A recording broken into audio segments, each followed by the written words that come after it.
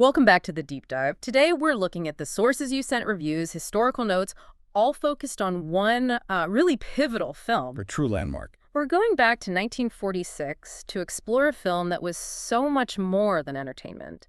It was this profound act of social documentation. That's the perfect way to put it. We are diving deep into the Indian classic, Dharti Ke Lal, which translates to Sons of the Earth. For you, the curious learner, this isn't just a film study. It's really an investigation into how cinema can act as a social witness. Especially during a time of national crisis. Okay, let's unpack this. Our mission is to explore the film's, agonizing historical foundation, its powerful themes, and the massive impact it had on filmmaking in India. And to really get the film's weight, you have to start with that historical moment. Absolutely. Dharti Ke Lal wasn't just set during a crisis. It was a direct reaction to the devastating Bengal famine of 1943. An event that many people, even today, might not know the scale of. Exactly. The sources are clear. Millions perished. And it was a man-made catastrophe. You have war, colonial policy, distribution failures, all coming together. So the film is operating on that stage. Yes. Its very existence was a critical intervention. It wasn't offering an escape.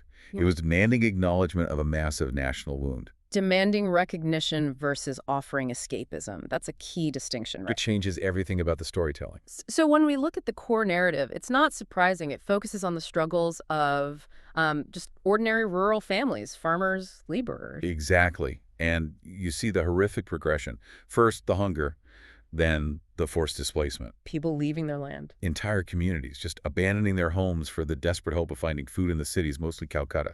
And this, of course, leads to a total social breakdown. Families being torn apart. Families separated, morals eroding under the strain of just pure survival. The film is constantly wrestling with this attempt to hold on to human dignity when literally everything else is gone.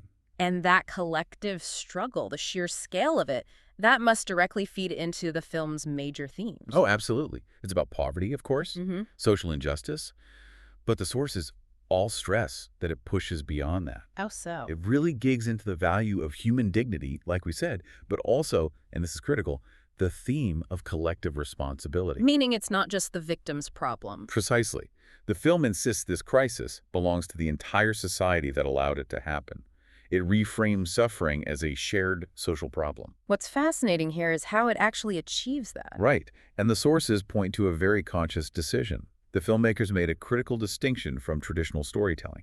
So they avoided the typical hero narrative, the one person who saves the day. Completely. No wealthy benefactor, no brave politician.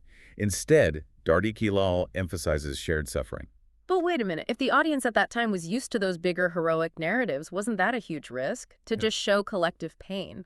A massive artistic and commercial risk. And it was absolutely a deliberate choice, rooted in a kind of political awareness. What was the goal with that? Realism. See, if you introduce a single hero, you give the audience an out. You let them believe that extraordinary individuals can fix these huge problems. Which absolves the rest of us of responsibility. Exactly. By using wide shots, focusing on the shared agony of migration, the film forces you to ask, what must we do? Not what can one person do. It demands a structural view of the problem. That makes perfect sense, and it takes us right into the production itself. This came out of the Indian People's Theatre Association, the IPTA. The IPTA connection is vital. Yes. They were all about using art for social commentary. And the director was Khwaja Ahmad Abbas. A giant in Indian cinema, known for his commitment to social change. And the choices he made were, for the time, revolutionary. He aimed for authenticity above everything. He was one of the first Indian films to even tackle a crisis like this. And it did so with such seriousness and restraint. Tell me more about that restraint. What did that look like? Well, you have to understand its influences. The sources say it was heavily shaped by realist theater and Soviet cinema traditions. Movements where the goal is social function over entertainment. Yes. This is the definition of early Indian social realism. They weren't building elaborate sets. It was raw, almost a documentary style, using non-professional actors, filming on location to capture that real desolation. So just to give us a touchstone, how different was this from what else was playing in cinemas in 1946? That's a great question, because the contrast is stark. The mid-40s were an intensely anxious time. World War II, the famine, the tensions around independence. And mainstream cinema was an escape from that. It was the primary escape. What we now call Bollywood was all about relief. Song, dance, fantasy, romance.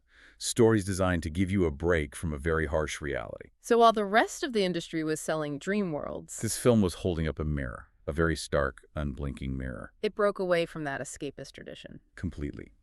It chose documentation over fantasy, the restraint, the refusal to add extra melodrama or swelling music. That was a conscious choice to make the audience just sit with the uncomfortable reality. It demanded engagement, not just passive viewing. Here's where it gets really interesting then, the long-term impact. Because Dharti Ke Lal wasn't just about the famine in the 40s, its legacy is huge. It's foundational. It set the stage for how Indian cinema would handle serious subjects for decades. It's seen as a pioneering work of Indian social realism. Without a doubt.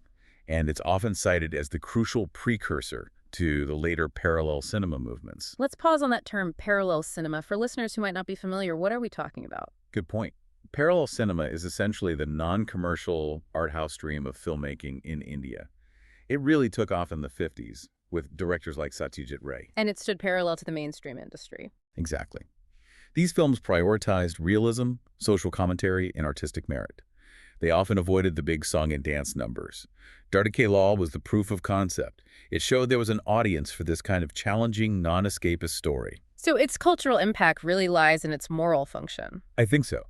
It established cinema as a medium capable of moral witnessing.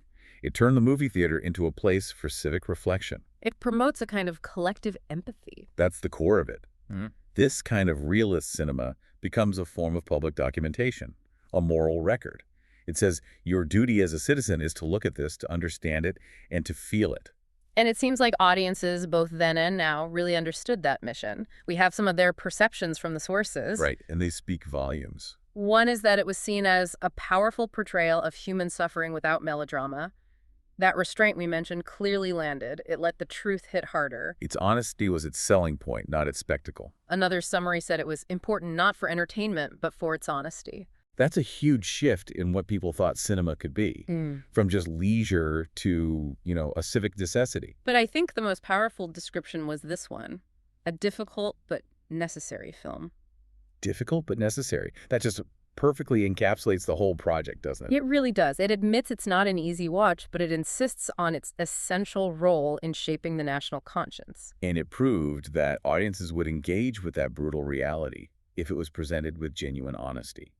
It gave other filmmakers permission to pursue truth over spectacle. So what does this all mean? I think the central takeaway for you, the listener, is that Dharti Ke Lal matters not just as a historical film about a famine, but as a proof of concept. The proof of concept for the power of non-escapist storytelling. It fundamentally redefined what the medium could be. Abbas didn't want viewers to just watch. He wanted them to become active moral witnesses. Absolutely. The film's lasting power comes from that choice to document the collective experience, which in turn demands moral reflection from you, the audience. It's a call to witness. Which leads to a final provocative thought. Building on this idea of cinema as a social witness, think about this. In our modern era of information overload, where we see images of crisis instantly, how does the deliberate, restrained approach of a film like this compare to how we consume crisis today? That's a really interesting question. Does the sheer speed and volume of information we get now diminish our potential for real empathy and serious reflection? Or does it just change the medium? Does it risk making us spectators rather than true witnesses? Something to think about.